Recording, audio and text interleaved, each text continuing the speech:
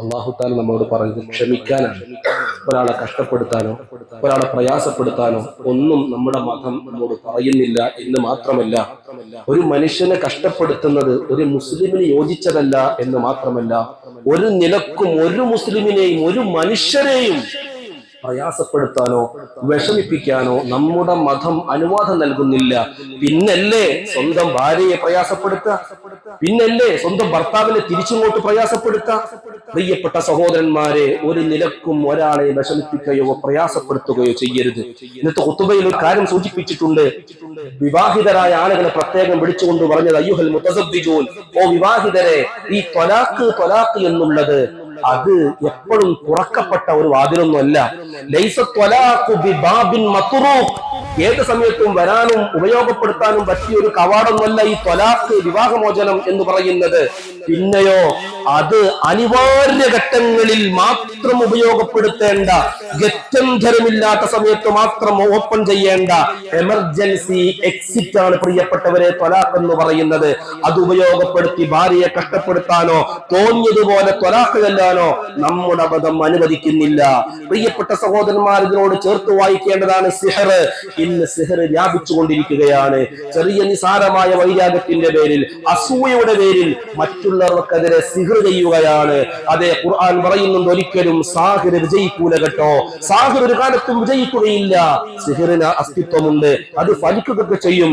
ഒരു കാരണവശാലും ഒരു മുസ്ലിമിനെ സംബന്ധിച്ചിടത്തോളം ഏതെങ്കിലും ജ്യോത്സ്യന്മാരെയോ പണിക്കരെയോ അല്ലെങ്കിൽ വല്ല പൈശാചിക സേവയുള്ളവരെയോ ഒക്കെ സമീപിച്ചിട്ട് തന്റെ പ്രിയപ്പെട്ട കൂട്ടുകാർക്കെതിരെ, തന്റെ സഹോദരനെതിരെ, തന്റെ അയൽവാസികൾക്കെതിരെ, തന്റെ കുടുംബക്കാർക്കെതിരെ സിഹർ ചെയ്യുന്നത് കടുത്ത ഹറാമാണെന്ന് മാത്രമല്ല, സബഉൽ മൂബിഖാത്തിൽ നിന്ന് രണ്ടാമതായി അല്ലാഹുവിന്റെ ഹബീബ് റസൂലുള്ളാഹി സ്വല്ലല്ലാഹു അലൈഹി വസല്ലം തങ്ങൾ എണ്ണിയത് ശിർക്ക് കഴിഞ്ഞാൽ ഉടനെ നബി തങ്ങൾ പറഞ്ഞു സിഹറാണ് രണ്ടാമതായി നബി സ്വല്ലല്ലാഹു അലൈഹി വസല്ലം തങ്ങൾ എണ്ണുന്നത്.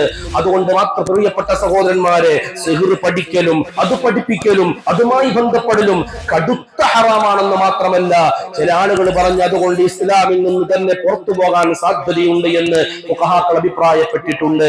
ആരെങ്കിലും ഒരു ജ്യോത്സ്യനെ സമീപിച്ചാൽ, ഒരു പണിക്കരെ സമീപിച്ചുകൊണ്ട് തന്റെ ആവശ്യവുമായി ബന്ധപ്പെട്ട കാര്യങ്ങൾക്ക് വേണ്ടി സമീപിക്കുകയാണെങ്കിൽ 40 ദിവസത്തെ നിസ്കാരം അല്ലാഹു തആല കബൂൽ ചെയ്യുകയില്ല. വലിയ ജ്യോത്സ്യന്മാർ എന്തൊക്കെ പറഞ്ഞു കൊടുത്ത് അത് വിശ്വസിക്കുകയാണെങ്കിൽ അവൻ അവിശ്വാസിയായിട്ടുണ്ട്. ഹബീബായ നബി സല്ലല്ലാഹു അലൈഹി വസല്ലം തങ്ങൾ പഠിപ്പിച്ച അധ്യാപനങ്ങളെ നിഷേധിച്ചവരാണ് എന്ന് അല്ലാഹുവിന്റെ ഹബീബ് റസൂലുള്ളാഹി സ്വല്ലല്ലാഹു അലൈഹി വസല്ലം തങ്ങൾ പഠിപ്പിച്ചിട്ടുണ്ട്. അതുകൊണ്ട് എന്റെ പ്രിയപ്പെട്ട സഹോദരന്മാരെ, അങ്ങനെ സിഹർ ചെയ്ത് ആ സിഹർ ചെയ്യപ്പെട്ട ആളെ എത്രയാണ് വിഷമിക്കുന്നത്, എത്രയാണ് പ്രയാസപ്പെടുന്നത്, എത്ര രോഗങ്ങളെ കൊണ്ടാണ് കഷ്ടപ്പെടുന്നത്, പല സ്ഥലങ്ങളിലും പോയി ഇടങ്ങേറാകുന്നു. പ്രിയപ്പെട്ടവരെ, അതിന്റെ ഒക്കെ തിക്തഫലം ഈ ഭൗതിക ലോകത്ത് ചെയ്തവൻ അനുഭവിക്കുമെന്നതിന് നിസ്സംശയമാണെന്ന് മാത്രമല്ല, നാളെ പാരത്രിക ലോകത്ത് അവർക്ക് കടുത്ത ശിക്ഷയുണ്ടല്ലോ. ഏതായാലും പ്രിയപ്പെട്ടവരെ, പരിശുദ്ധമായ ഖുർആനിന്റെ മുമ്പിൽ, അല്ലാഹുവിന്റെ അസ്മാഉൽ ഹുസ്നയുടെ മുമ്പിൽ ഏത് സിഹറിനും പിടിച്ചു നിൽക്കാൻ കഴിയുകയില്ല. കലീമുല്ലാഹി മൂസ അലൈഹി സ്വലാത്തു വസ്സലാമിന്റെ കാലഘട്ടത്തിലായിരുന്നു ഏറ്റവും വലിയ സാഹചര്യങ്ങൾ ഉണ്ടായിരുന്നത്. പരിശുദ്ധമായ ദീനുൽ ഇസ്ലാമിനെയും ബഹുമാനപ്പെട്ട വിശുദ്ധമായ ഇസ്ലാമിന്റെ പ്രബോധന പ്രവർത്തനങ്ങളെയും ബഹുമാനപ്പെട്ട കലീമുല്ലാഹി മൂസ അലൈഹി സ്വലാത്തു വസ്സലാമിനെ നേരിടാൻ ആ കാലത്തുള്ള ആളുകൾ സ്വീകരിച്ച ഏറ്റവും പ്രധാനപ്പെട്ട ഭാഗം സിഹറായിരുന്നു. സിഹർ ചെയ്തുകൊണ്ട് ഇസ്ലാമിനെയും മുസ്ലിമുകളെയും തോൽപ്പിക്കാമെന്നാണ് അവർ വിചാരിച്ചത്.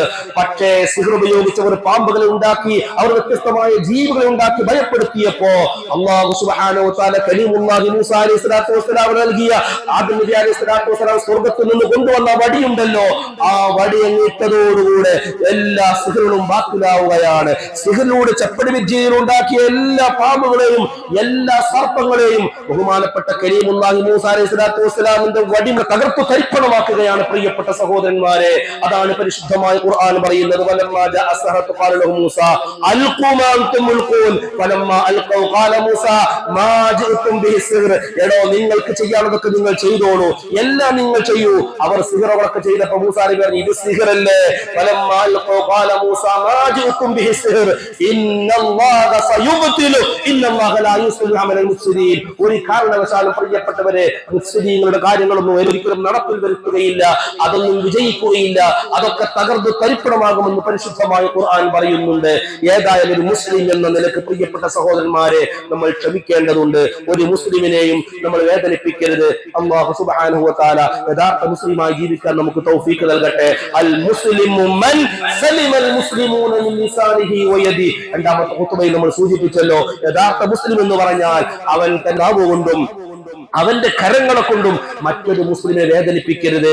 മറ്റുള്ള മുസ്ലിമീങ്ങൾ നമ്മളിൽ നിന്ന് രക്ഷപ്പെട്ടവരായിരിക്കണം. അവരാണ് യഥാർത്ഥ മുസ്ലിം എന്ന് അള്ളാഹുവിന്റെ ഹബീബ് റസൂലുള്ളാഹി സ്വല്ലല്ലാഹു അലൈഹി വസല്ലം തങ്ങൾ പഠിപ്പിക്കുന്നു. അള്ളാഹു നല്ല കാര്യങ്ങൾ ചെയ്യാൻ തൗഫീഖ് നൽകട്ടെ. വല്ല സിഹ്റുകളോ വല്ല പൈശാചികമായ പ്രയാസങ്ങളോ നമ്മുടെ കൂട്ടത്തിൽ പലർക്കും ഉണ്ടാകാനൊക്കെ സാധ്യതയുണ്ട്. എല്ലാം അള്ളാഹു തആല ദിവസത്തിന്റെ ബർക്കത്ത് കൊണ്ട്, പരിശുദ്ധമായ ഖുർആനിന്റെ ബർക്കത്ത് കൊണ്ട്, അള്ളാഹുവിന്റെ അസ്മാഉൽ ഹുസ്നയുടെ ബർക്കത്ത് കൊണ്ട് എല്ലാ സിഹ്റുകളും അള്ളാഹു ബാത്തിലാക്കട്ടെ. എല്ലാ സിഹ്റുകളും അല്ലാഹു തആല ബാത്തിലാക്കട്ടെ.